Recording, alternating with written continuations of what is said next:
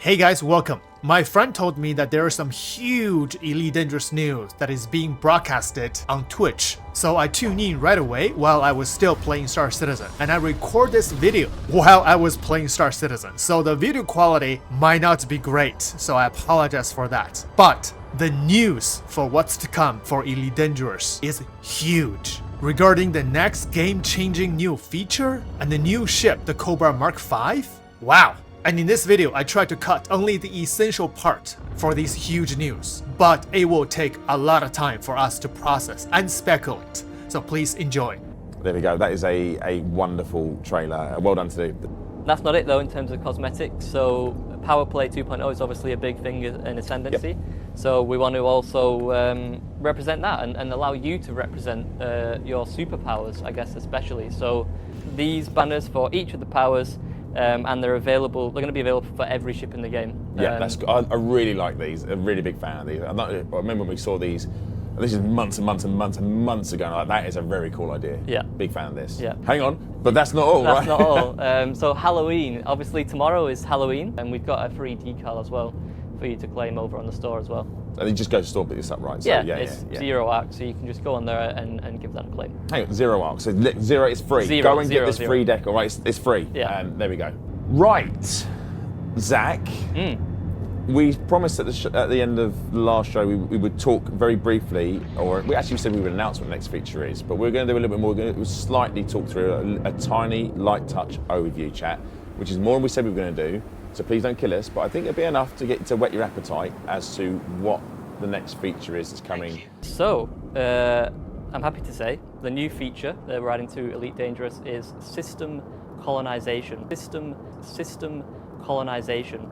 Looking directly at the camera. So this is going to give us a sort of player-led, free-form expansion in the galaxy.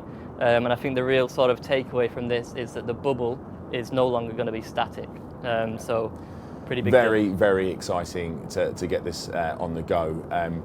Think of it on the sort of galactic scale. Yep. So players will be able to colonize unpopulated systems that they find within reach. So you can't obviously you can't just take a system that's currently has sort of a human civilization there. You have to find a system that doesn't currently have human population. And when I say within reach, there'll be a sort of certain limit which we'll cover at a later date. So you can't just sort of fly straight to the other end of the galaxy and colonize straight away. Yeah. You know, there's a bit of a limit there. Colonize, but yeah, so you find the new system, and then you have that system. Once you've claimed that system as your own, you'll then start to build an establishing starport in that system. Yeah. We'll obviously talk more about how that works next month as well.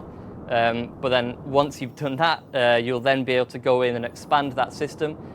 So you'll be able to sort of place things like some of the existing sort of assets that you're familiar with within Elite Dangerous, and the sort of settlements and starports.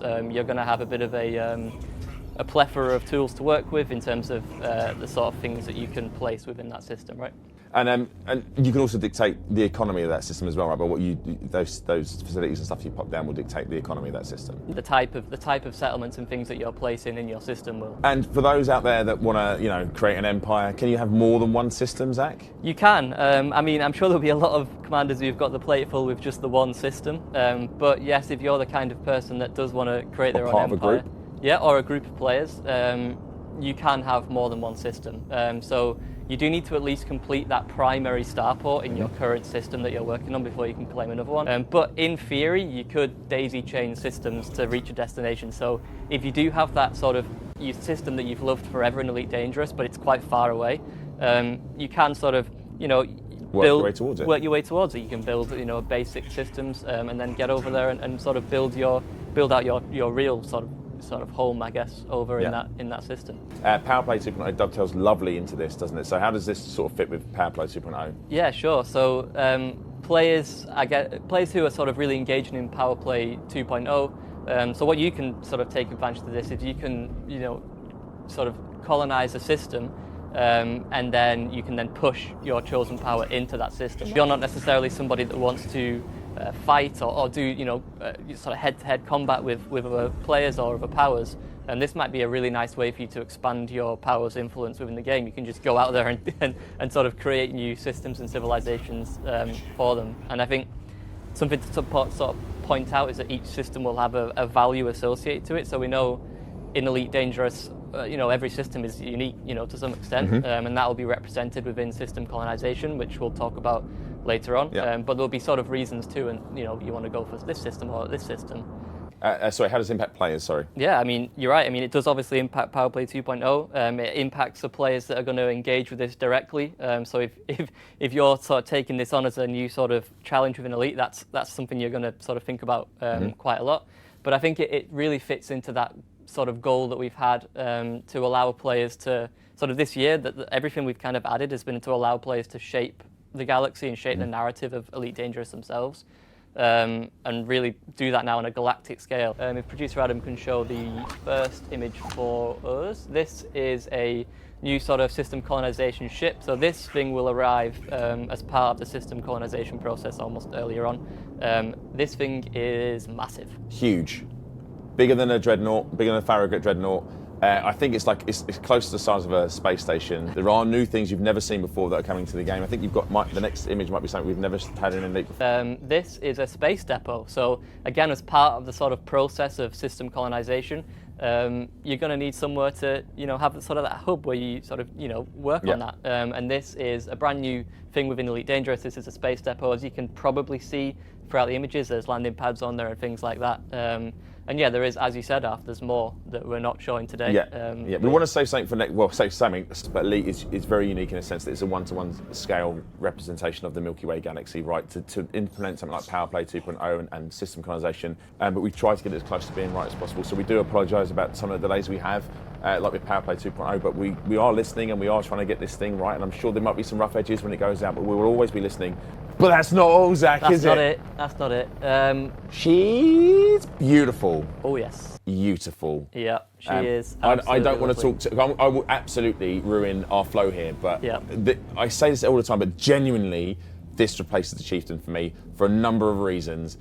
And players are probably already seeing this, but it's the cockpit, is the first new cockpit we've done, right? But we'll get there. Look at this ship, chat. Look at her. Cobra is probably the most iconic. I'd say it's probably the most iconic. Ship I know in people starting a sidey, but I think the Cobra is the ship you would say, right? Yeah. So in recognition of that anniversary, it felt like the best time to sort of bring the Cobra back and give it that modern take, so they can. Such a good looking ship. I think we've guessed it already, but what size is the ship? Yep, so as this is the year of medium ships, I saw somebody say the other day, got obviously improved performance and stats, which we'll talk about at a later date, as we always do.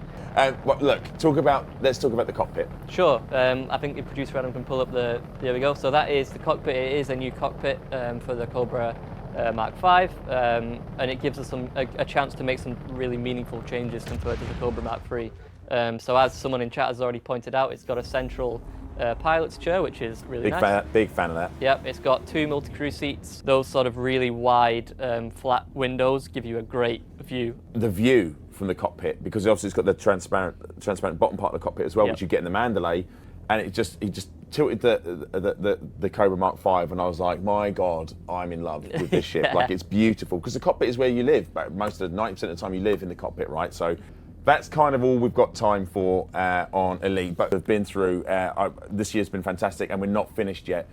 So listen everyone, thank you so much as always for tuning in. I hope you grabbed your drops. I hope to see you on the streams throughout this coming week, and we'll see you on the next show.